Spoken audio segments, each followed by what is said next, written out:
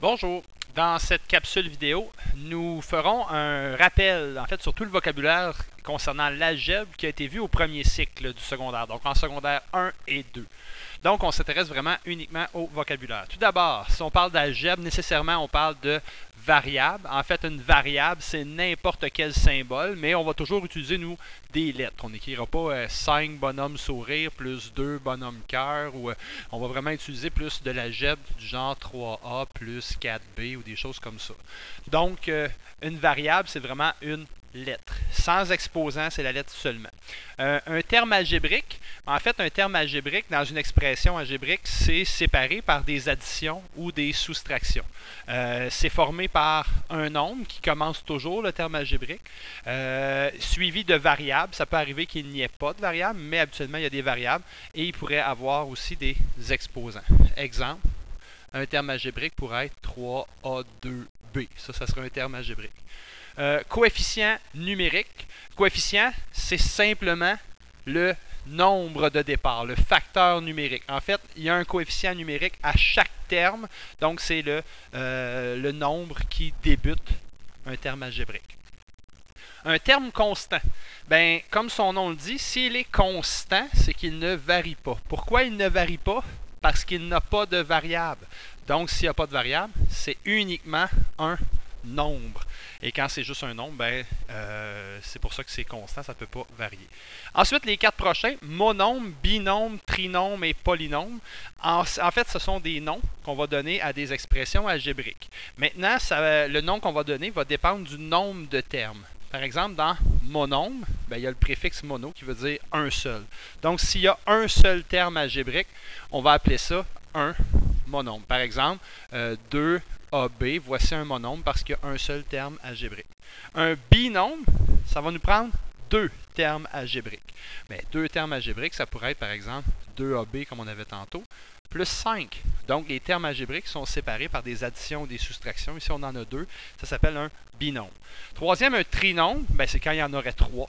Par exemple, s'il y en a trois, on pourrait prendre, je ne sais pas moi, x au carré, moins 5y, plus 8, ben, ce serait un trinôme parce qu'il y a trois termes.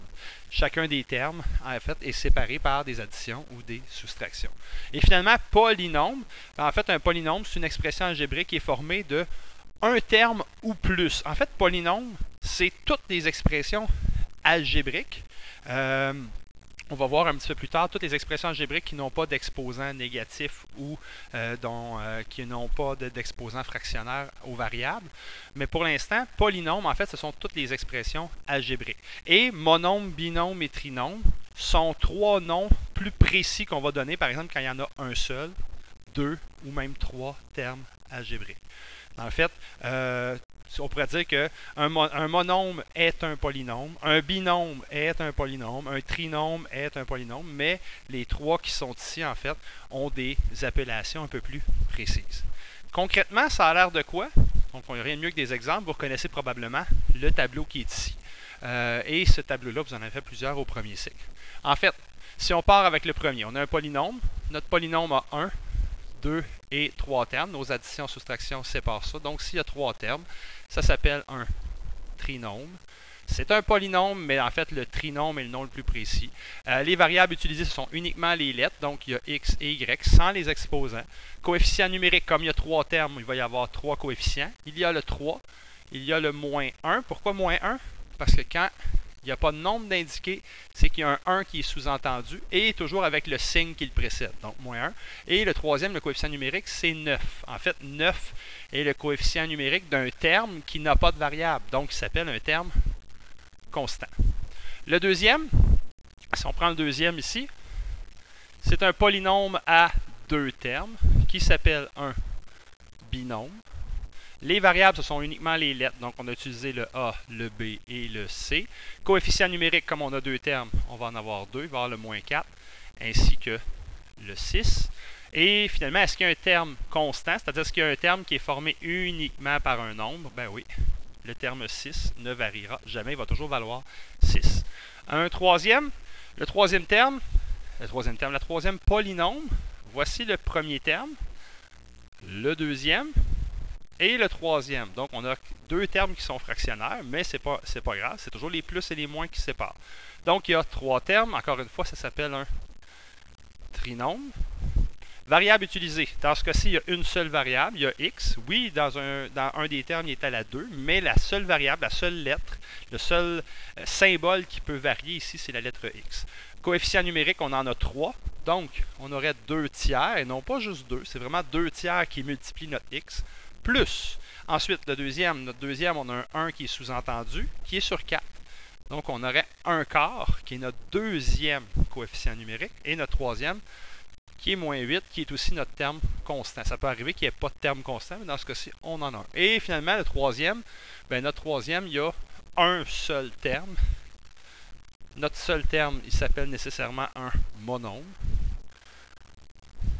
Ensuite, les variables utilisées, ce sont nos lettres. Il y a le S, il y a le T et il y a le W. Coefficient, on va en avoir un seul qui est moins 12. Et est-ce qu'on a un terme constant? Non, parce qu'on a un seul terme qui a des variables. Donc, dans ce cas-ci, il n'y a aucun terme constant. On a une petite note importante au bas de la page. La note importante, la seule chose qu'elle nous dit, c'est que dans le fond, dans un terme algébrique, le coefficient numérique, donc le nombre, est toujours placé au début et les lettres sont placées en ordre alphabétique. Ça pourrait arriver qu'on rencontre quelque chose du genre 5 CAB, mais normalement, la vraie façon de l'écrire serait 5 ABC.